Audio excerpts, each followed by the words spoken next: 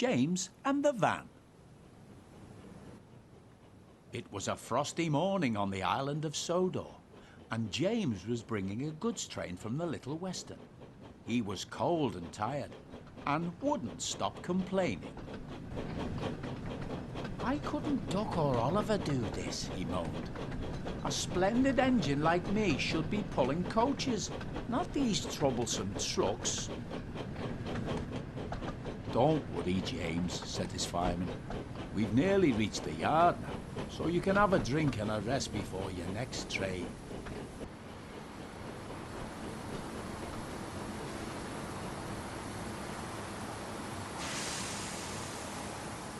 "Good," James replied. "A nice long rest will make me feel much better."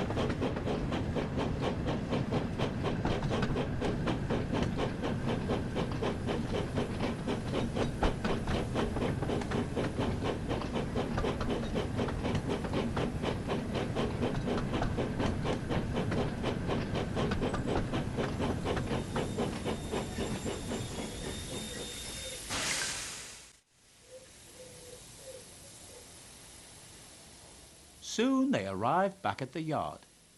James was still feeling rather upset, and as he stood in the yard, the icy wind swirled around his smokebox. "Bother this cold weather," he shivered. Right, said his fireman. I'll jump down and uncouple the trucks. Then we can go and fetch the coaches. He walked over to the coupling and tried to uncouple it. But try as he might, it would not budge. What's going on back there? Asked James. I'm going to be late for my passengers. There seems to be a problem with the coupling, said his fireman at last. It looks like we're going to have to take the van with us. What? Exclaimed James. Pull my train and this horrible van too? No, I won't. What would the other engines think if they found out? Great, grumbled the van. Now I'm stuck behind you for the rest of the day. Now come on, soothed his fireman. We must remember the passengers. We can't leave them standing out in the cold. Fine, groaned James. The sooner we take these passengers, the sooner I can get to the works and get my coupling fixed.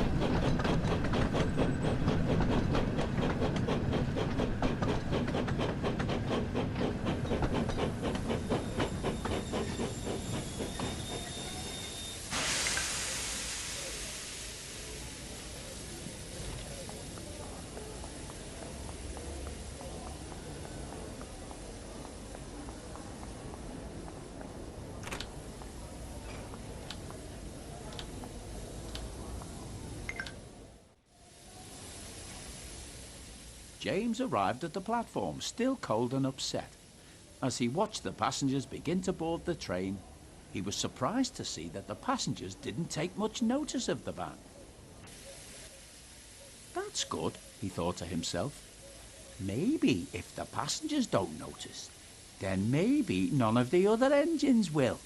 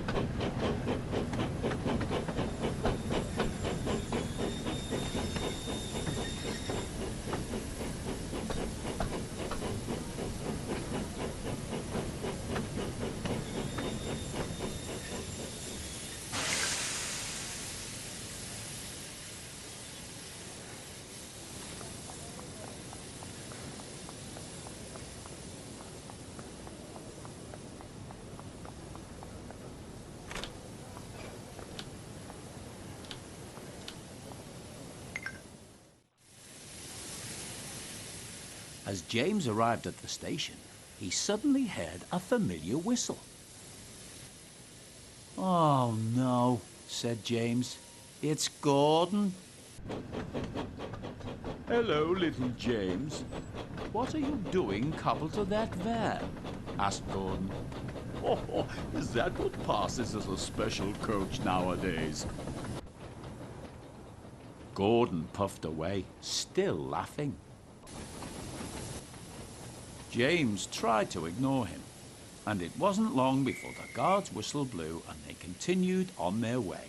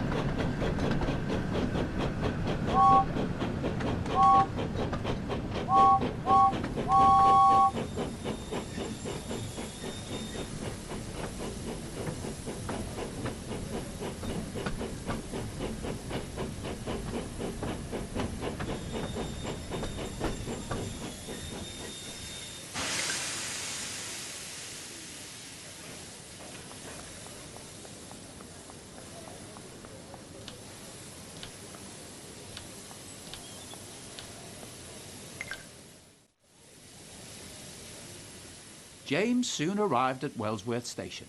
As the passengers began to board, he suddenly noticed a station master talking to someone with a large wooden box. "I'm sorry, but you can't bring this on the train," said the station master. "There isn't enough space. You'll need to wait for the mail train later tonight." "But I'm performing in an important concert," explained the passenger, "and I must get myself and my piano there on time." James listened carefully, and suddenly an idea came to him. "Excuse me," he called, "but you could try putting your piano into my van. I'm sure it would fit, and it would mean you could get to your concert on time. The passenger was delighted.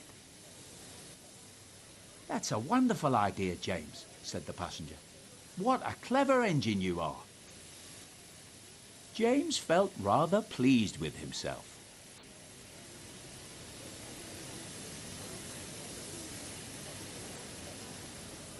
This piano is heavy, moaned the van.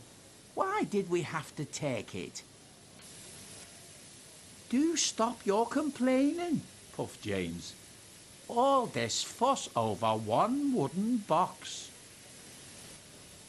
The piano is loaded now, so it's almost time for us to get going, said James to the passenger. So the passenger hurried quickly to their carriage, and moments later the guard blew his whistle, and James knew it was time to leave.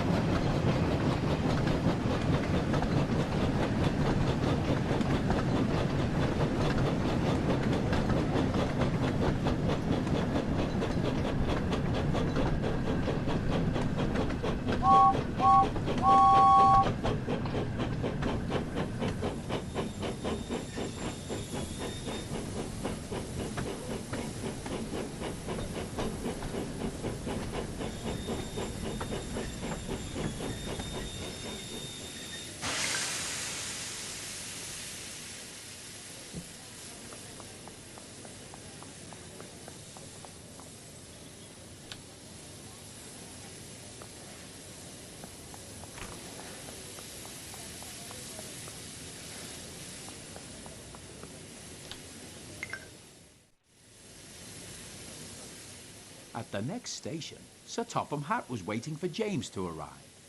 He was surprised to see a goods van in front of his coaches. He was just about to ask him about it when the owner of the piano came over to see him. This clever engine and his crew came to my rescue, he explained. They helped me to transport my piano in time for my band's concert tonight. And James offered to help. You must be very proud of him. Indeed I am, smiled Sir Topham Hatt.